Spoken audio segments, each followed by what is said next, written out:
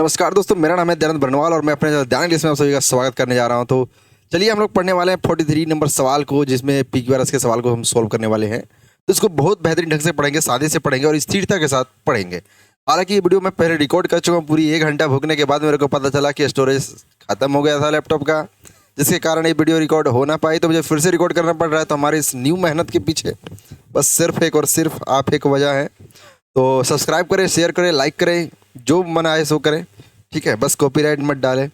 ठीक है, चलिए ठीक है। देखिए, अगर मैं इस सेंटेंस में चारों ऑप्शन अलग है। अगर मैं देखूँ यू, दे, सो, कॉल्ड, अगर इट इज बेसिकली आप समझो तो डी नंबर मेरा शुरू है, क्योंकि ये सब्जेक्ट लाइन मेरा बन सकता है। ठीक है, सब्जेक्ट लाइन बन सकता है। आप ध्यान से देखो, it is basically electronic junk mail. देखिए लिखा हुआ है यहाँ पे, चर्चा पहले जंक मेल की है, उसके बाद यहाँ बोला गया कि इट इज बेसिकली ना इलेक्ट्रॉनिक जंक मेल है। मतलब दिखता है कि बी के पास क्या है, सी है। मतलब उल्टा तो नहीं हो सकता, है ना। अरे ये तो नहीं हो सकता, ये दोनों तो नहीं होगा। अरे ये दोनों में से आंसर होगा। अब देखिए, B you should have seen an increasing amount of junk mail showing up in your mail box. ठीक, जंक मेल में देखा होगा। लेकिन मैं बोलूँ ना तो डी ही आपका एक इंट्रोडक्टरी लाइन है। इंट्रोडक्टरी लाइन क्या है, डी ही आपका, इसलिए यही आपका सही होने वाला है और कोई दूसरा सही नहीं होने वाला है। इंट्रोडक्टरी लाइन पढ़िए, आंसर सही मारिए, बिल्कुल सही आंसर होगा। ठीक है, चलिए ठीक है, चलते हैं 44 नंबर सवाल को और बहुत बेहतरीन ढंग से समझने की कोशिश करते हैं। देखिए लिखा हुआ है यहाँ पर सी नंबर में ऑप्शन देखिएगा, लिखा हुआ है बिफोर द 1970 और करेंटली। मतलब आप समझ सकते हैं कि अगर एक घटनाएं हुई होगी उसका दौर को समझिए, पहले हुआ होगा 1970 में, अब 2024 में। मतलब समझ सकते हो कि कहीं ना कहीं सी के बाद डी होगा। इमीडिएट होगा मैं नहीं कहता, इमीडिएट होगा मैं नहीं कहता, लेकिन सी के बाद डी होगा। इसका मतलब आप समझिए कि ये दोनों नहीं होने वाला, यही दोनों में से कोई एक आंसर होगा। आप समझने की कोशिश करते हैं कि बी शुरू हो सकता है या सी शुरू हो सकता है। देखिए बी में लिखा हुआ है ओलंपिक्स गेम्स और यहाँ लिखा है दाग गेम्स। अब दाग गेम्स किसको, ओलंपिक गेम्स को ही बोला गया है। मतलब ये सही है कि सी शुरू नहीं होने वाला है, मतलब बी ही आपका सही होगा। ठीक है, दाग गेम्स किसको बोला गया, ओलंपिक्स गेम्स को ही ये दाग गेम्स बोल रहा है। ठीक है, चलिए आगे देखिए 45 नंबर सवाल को हम पढ़ते हैं और 45 नंबर सवाल को देखने के बाद हमको पता चलता है कि चारों ऑप्शन अलग अलग है और it is highly, therefore, we recognise, सब देखने से पता चलता है कि कहीं ना कहीं सी ही सही है ना। यानी यही आपका सही होने वाला है। क्यों होने वाला है मैं बताता हूँ, पढ़िए पहले। इट किसके लिए आया है, साइंस फिक्शन के लिए, है ना। इसके लिए ईट आया है, इसके लिए आया है। मतलब डायरेक्ट बोल सकते हैं सी के बाद डी होगा। ठीक है, अब देखिए यदि मैं बोलूँ कि सर सी ही क्यों लें, तो सर डी तो नहीं होने वाला, पहली चीज़ आपको देख के पता चलता है। बी भी नहीं होगा। देयरफॉर ना, ये सेंटेंस का लास्ट में आता है। देयरफॉर है, हेंस है ना, द रिजल्ट, इस तरह करके जो भी आते हैं वो क्या है, सेंटेंस के लास्ट चीज़ को दिखाते हैं। हेंस, देयरफॉर, है ना, ये सब क्या है, लास्ट सेंटेंस को दिखाते हैं। मतलब ये दोनों तो नहीं होने वाले, ये दोनों में से कोई एक होगा। अब लिखा है वी रिकॉग्नाइज सम एस्पेक्ट, कुछ aspect of an SF. SF किसको बोल रहा है पता नहीं, एसएफ बोल रहा है साइंस फिक्शन को। एसएफ किसको बोला जा रहा है, साइंस फिक्शन को। और ये साइंस फिक्शन की चर्चा सी में है, तो मतलब समझ में आया कि ये भी मेरा शुरुआत नहीं होने वाला, क्योंकि एसएफ क्या है नहीं पता। एसएफ साइंस फिक्शन की चर्चा सी में की गई है, उसको शॉर्ट फॉर्म में लिखा गया है ये में, है ना। यानी इसको शॉर्ट फॉर्म में यहाँ एक्सप्लेन किया गया है ना। इसके बारे में एक्स्ट्रा डिटेल ऐड किया गया है ये में, तो इसलिए आपका ये सही होने वाला और कोई दूसरा सही नहीं होगा। ठीक है, चलिए आगे चलते हैं। देखिए यहाँ तक पढ़ने के बाद मैं आपको एक बात बताता हूँ, जब आपको लगता है ना कि ये सही है, चूंकि ये वीडियो मैं पहले भी रिकॉर्ड कर चुका था, तो मेरे को एक और भी ज़्यादा मतलब क्या कॉन्फिडेंस आ चुका है कि यही होगा ये नहीं होगा, लिटरली कि मैं ज़्यादा सोच नहीं पा रहा हूँ। तो यदि मैं ऐसा बोलता हूँ ना, तो आप एक बार डिटेल में पढ़िए चारों ऑप्शन। यदि सी डी बी ये है तो आप एक बार इसको पढ़िए, अच्छे से समझने की कोशिश कीजिए। एक एक वर्ड में दिक्कत होता है, एक एक वर्ड को गूगल कीजिए और अच्छे से समझिए कि इस कहानी क्या कह रही है। लिटरली कहानी तो ढूंढनी है। 46 नंबर सवाल में पढ़ते हैं। देखिए यहाँ पे चारों ऑप्शन अलग है। ठीक है, अब ही कौन है नहीं पता, मतलब डी नहीं होने वाला। हीज हेजिटेशन किसका हेजिटेशन हो सकता है, अर्जुन के बारे में बोला गया हो, मतलब सी के बाद बी होगा, सी के पहले बी, यानी बी के बाद सी नहीं होगा। कॉमन सेंस है, मतलब ये तो नहीं होने वाला, ये भी नहीं होने वाला। अरे भाई 3 तो ऑप्शन उड़ गया। देख रहे हो, मतलब जादू है नहीं क्या। अच्छा मैं पढ़ने भी नहीं जा रहा, छोड़ो, आप इतना चाहिए ना खुद पढ़ लेना। ठीक है, मैं बस ठीक बता देता हूँ और मेरे को लिए उतना ही काफ़ी है। ठीक है, देखिए 47 नंबर सवाल में चलते हैं। यहाँ पर देखते हैं बी से रिपीटेशन ज़्यादा दिख रहा है मेरे को। ठीक है, लेकिन इसमें इतना लंबा लाइन लिखा हुआ है ना कि आप देखिएगा सब में प्रोनाउन है, इसमें भी है, इसमें भी है, इसमें भी है, इसमें, लेकिन पता नहीं चलेगा कि यार कौन चीज़ किसके बारे में है। जैसे पूछा गया है, देखिए लिखा हुआ है दीज क्रिएचर्स। अब ये क्रिएचर्स किसकी चर्चा, देखिए ये जो क्रिएचर बोला गया है ना, ये मे और जून बग के बारे में बोला गया। मैं आपको इसकी कहानी थोड़ा सा समझाता हूँ। ऑथर क्या सोचता है कि ये कहानी चली सब में प्रोनाउन को देख के लगता है कि कहीं ये बीच की कहानी है। यानी बीच से कोई पॉइंट उठाकर दे दिया गया है, मिड पॉइंट दे दिया गया है, वहीं से उठा गया, वहीं बोलता है ऑथर कि मेरे अपने नेक्स्ट अटेम्प्ट में आई सीम टू, मुझे महसूस हुआ या मैंने चाहा कि मैं फर्स्ट एस्थेटिक इम्पल्स के बारे में जानकारी इकट्ठा करूँगा, विच लेटर डोमिनेटेड, जिसने मुझे प्रोत्साहित किया, मुझे बढ़ोतरी दी, ताकि मैं हार्नेस कर सकूं नेचर की एनर्जी को to the service of man. कि वो पहले क्या अपने एक्सपेरिमेंट में वो सीखता है, वो सीम करता है, उसको लगता है कि मैं फर्स्ट इंस्टिंक्टिव पल्स के बारे में जानकारी इकट्ठा करूंगा, जिसने बाद में जाके उसको डोमिनेट किया। फर्स्ट इंस्टिंक्टिव इंस्टॉल मतलब क्या हुआ, जो पहली एनर्जी हमको गेन करते हैं, ठीक है, उसने जाके उसको प्रोत्साहित आगे जाके किया, जिसके बदौलत वो क्या किया, नेचर की एनर्जी को ह्यूमन सर्विस में हार्नेस कर पाया, उसको उपयोग में ला पाया, उसकी यूज कर पाया, है ना, ठीक है। टू हार्नेस द एनर्जी, और यही डी नंबर पढ़िए, आई डिड दिस, कि डिड दिस मतलब क्या किया, दिस मतलब किसके लिए आया है, यही लिया है कि harness the energy of nature to the service of man.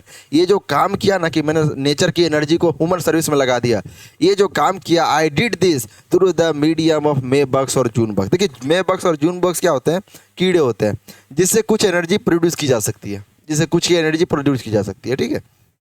तो वही लिखा हुआ है कि मैंने जो नेचर की एनर्जी को हार्नेस किया ना, इस्तेमाल किया ना, वुमेन सर्विस के, I did this through may bugs और जून बग्स, कि मैंने ये मे बग्स और जून बग्स की बदौलत किया। इसका मतलब ये समझ में आता है कि बी के बाद डी कहीं होने वाला है, बी के पहले डी नहीं होगा, यानी ये नहीं होगा।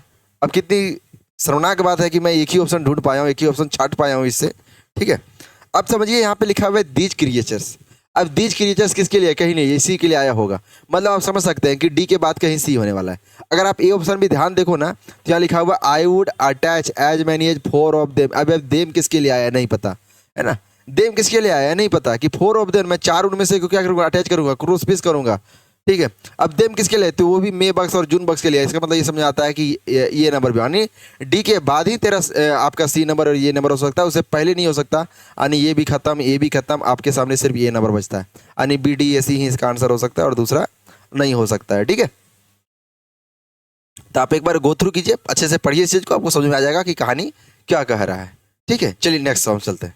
देखिए लिखा हुआ है 48 नंबर सवाल में, बहुत अच्छी सवाल है, और देखिए डी से रिपीटेशन है तो ज़्यादा चांस है कि 2 या 3 में से कोई एक आंसर हो जाए। लिखा हुआ है हर्बल मेडिसिन, देखिए यदि मैं ये ऑप्शन पढ़ूँ ना, यहाँ लिखिए लिखा हुआ है there is a general believe that these medicine. अब ये दीज किसके लिए आया है नहीं पता, दीज किसके लिए आया, दूसरा प्लूरल है, तो ये हर्बल मेडिसिन के लिए ही आया होगा, है ना, और कहीं भी आपको नहीं मिलेगा, सिर्फ यही मिलेगा, यानी डी के बाद ई का है होने वाला। अब एडजेसेंट होगा नहीं होगा नहीं पता, लेकिन डी के बाद ये होगा, डी के बाद ये होगा, मतलब ये खत्म, ये खत्म, बचे 2 ऑप्शन, मतलब जो हम लोग प्रोबेबिलिटी सोचकर चले थे वही होने वाला है, ठीक है।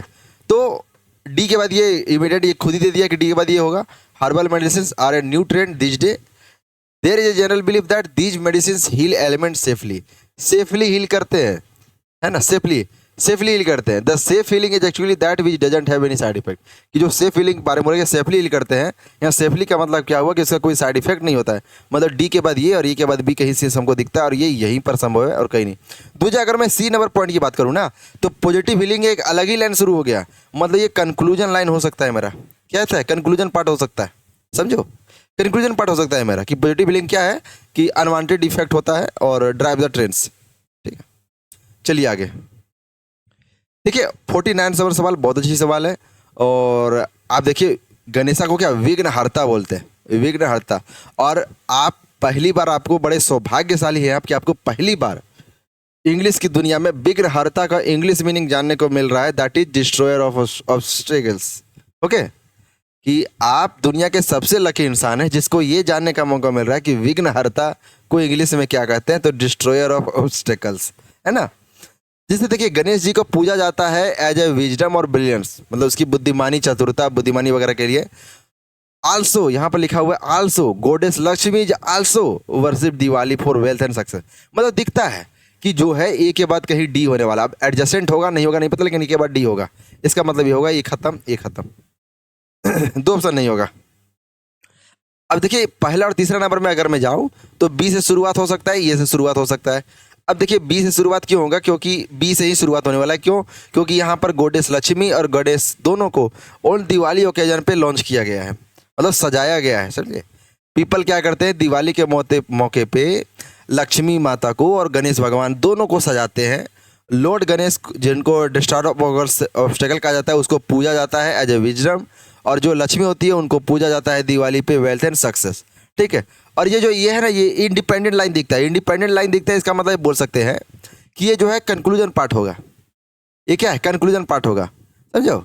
तो आपके सामने जो है बी ए डी सी है, मतलब यही सही होने वाला है। आप बोल सकते हो कि सर सी नंबर भी तो एक इंडिपेंडेंट लाइन है, तो ये भी तो शुरुआत हो सकता है, लेकिन यदि सी के बाद आप डी ले लोगे डायरेक्ट, तो यहाँ पर आल्सो लिखा हुआ है, इसका मतलब आल्सो मतलब कभी भी ऐसा नहीं होगा कि डी के बाद बी आ जाए, है ना। यानी आप ये भी समझ सकते हो कि ये के बाद डी ही कहीं होगा, डी के बाद ये नहीं होगा, समझो। यानी ये तो मैंने ऐसे ही काट दिया है, तो हो ही नहीं सकता था। मैं भी कहाँ दिमाग लगा रहा हूँ, है कहाँ का कन्फ्यूजन ले रहा है जोरा जी, है। ठीक है, चलिए 50 नंबर सवाल देखता हूँ। देखिए लिखा हुआ है यहाँ बी से हाई प्रोबेबिलिटी के यही दोनों में से कोई एक आंसर हो जाए 50 नंबर में। ठीक है, तो अब हम इसको छाटने की कोशिश करते हैं। ठीक है, लिखा हुआ है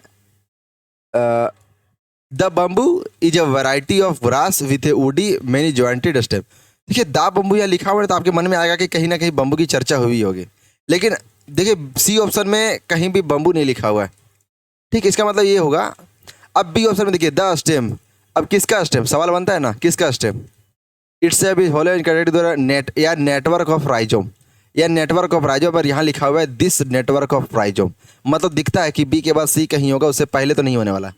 बी के बाद सी होगा मतलब बी के पहले सी नहीं हो सकता, यानी ये तो गलत होगा। अब बड़ी दुर्भाग्य की बात है कि हम इतना सोच के भी सिर्फ एक ऑप्शन हटा पा रहे हैं। लिटरली अगर मैं मानकर चलूँ कि बी ये सेंटेंस मेरा शुरुआत है, तो यहाँ पर कहीं बम्बू की चर्चा नहीं है। आखिर ये जो स्टेम बोल रहा है वो किसके बारे में बोल रहा है, कोई जानकारी नहीं है, मतलब ये दोनों भी नहीं होने वाला। आपका आंसर यही सही होने वाला है, डी बी ए सी, है ना। यही सही होगा कि एक बम्बू की चर्चा की गई जिसका जॉइंटेड स्टेम होता है, और जो स्टेम होता है यही एक जो है नेटवर्क ऑफ राइजोम से कनेक्टेड होता है, जो बाद में जाके सोइल के अंदर चला जाता है, और जो इससे रूट्स ग्रो होते हैं वो वाटर सोइल को लेकर आगे बढ़ते हैं। बस हो गया, है ना। ठीक है, तो आपका ये नंबर सही है, डी बी सी है, डी बी सी है ना। ठीक है, आगे बढ़ते हैं।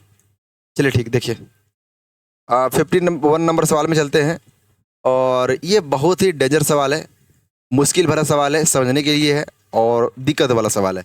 मैं इसको बना चुका हूँ, तो मैं आपको कुछ हिंट देता हूँ, आप उस चीज़ को समझने की कोशिश कीजिएगा। देखिए लिखा हुआ है कि समझिए यहाँ पे several time I visited the narrow and dirty street. देखिए यहाँ से दा लिखा हुआ है ना, सवाल बनता है कौन सा, तो इसका जवाब यही लाइन में दे दिया कि वेयर द पुअर लिव, मतलब मैं उस नैरो स्ट्रीट और डर्टी स्ट्रीट में घूम चुका हूँ जहाँ पुअर लोग लीव करते हैं, जहाँ पुअर लोग लीव करते हैं, रहते हैं। देखिए ये नंबर मेरा शुरुआत हो सकता है ना। And I grow hot and Indian to think that God good people should be content to live in the fine houses and become अस्ट। देखिए कुछ भी अब आगे लिखा है, छोड़िए, मैं तो यहाँ समझ गया। अब सी नंबर में देखिएगा, इसमें लिखा हुआ है द चिल्ड्रेन। अब देखिए चिल्ड्रेन लिखा है, सवाल में द चिल्ड्रेन दिया, मतलब कौन सा चिल्ड्रेन, आगे इसको एक्सप्लेन कर दिया। Who crowd this gloomy challenge, grimy मतलब अंधकार में, गंद आले मतलब गलियारा, रास्ता, रास्ता। अब सवाल बताइए यहाँ दीज किसके लिए आया है, दीज ग्रीमी एले मतलब कौन सा ग्रीमी एले, कौन सा रास्ता, कौन सा गलियारा, मतलब सी तो शुरू नहीं होने वाला। अगर ये गलियारा रास्ता की बात कर रहा है तो एक चर्चा यहाँ पे किया गया था, है ना, नेरो एंड डस्टी स्ट्रीट, रास्ता गलियारा, मतलब यहाँ से आप लिंक कर सकते हो कि कहीं ना कहीं सी के बाद ये होने वाला है, सी के पहले ये नहीं होगा, सी के बाद ये होने वाला है, मतलब ये गलत, ये गलत, ये गलत। क्या मैं ही सोचने गलत नहीं रहा हूँ, सी के बाद ये नहीं, ए के बाद सी होगा। दी जाए ना, बड़े दुर्भाग्य की बात है कि मेरा पेन चलना बंद कर देता है। तो मैंने तो आपको पहले बताया कि दीज यहाँ पे, इसलिए ये तो नहीं होगा। दूसरी चीज़ बताया कि ये के बाद सी होगा, ए के बाद सी होगा, तो लिटरली कोई ज़्यादा बेनिफिट मेरे को निकल के नहीं आया। ठीक है, अब देखिए और भी कुछ लिंक कर सकते हैं क्या। अब देखिए मुझे यहाँ लिखा हुआ है चिल्ड्रेन, अगर आप पढ़ोगे डियर लिटिल क्रिएचर्स, है ना, दे क्रॉच, क्रॉच मतलब क्या होता है, दिल में एकदम जगह बना, दिल में तकलीफ देना। दे दे किसके लिए आया, चिल्ड्रेन के लिए आया, और कहीं आपको नहीं मिलेगा। दे किसके लिए, चिल्ड्रेन के लिए आया है, कि डियर लिटिल क्रिएचर की, जो लिटिल क्रिएचर क्या है, बच्चों के लिए बोला गया है। मतलब दिखता है कि सी के बाद बी कहीं होने वाला है ना, सी के बाद बी होने वाला है, उससे पहले नहीं होगा, मतलब ये दोनों गलत हो जाएगा, आपका यही नंबर सही होने वाला है। समझो कि नहीं समझो, ठीक है। यानी डी ए सी भी आपका सही होगा, मतलब आप एक बार पूरा पढ़िएगा फिर, है ना।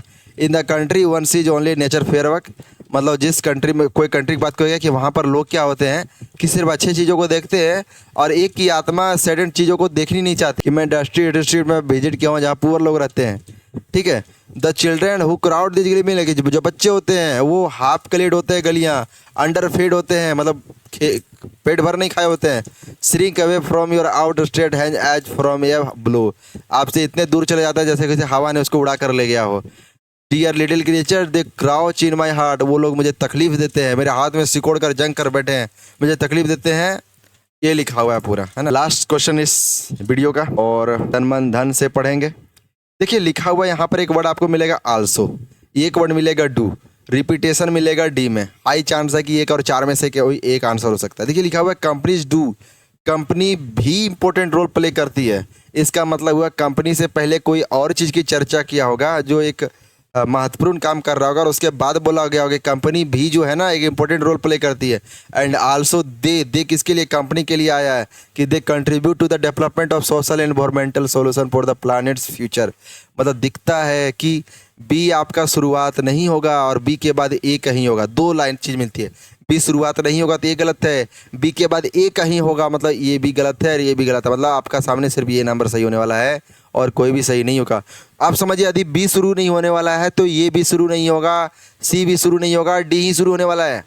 मतलब आपके सामने लिटरली बनता है कि या तो आप ये ऑप्शन चुनो या ये ऑप्शन चुनो, या तो आप ये ऑप्शन चुन लो या ऑप्शन ये चुन लो। अब देखिए अगर मैं ये ऑप्शन चुनता हूँ तो यहाँ ए के बाद बी होगा, मैंने बोला नहीं होगा तो मतलब यही होगा फिर, है ना। फर्स्ट नंबर सही होने वाला है आपका आंसर। तो आज की वीडियो यहीं पर अंत करते हैं। धन्यवाद।